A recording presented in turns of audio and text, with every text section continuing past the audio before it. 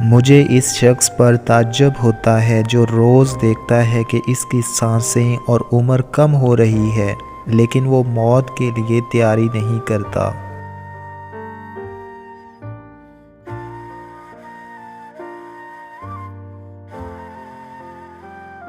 अपने अंदर परिंदे की तरह आजिज़ी पैदा करो, जो आसमान की बुलंदियों को छू कर भी अपनी गर्दन झुका कर रखता है। इन लोगों पर एतबार करो जो तुम्हारी 3 बातें भांप सके, तुम्हारी हंसी में पोशीदा दर्द, तुम्हारे गुस्से में तुम्हारा प्यार, तुम्हारी खामोशी में पोशीदा वजह।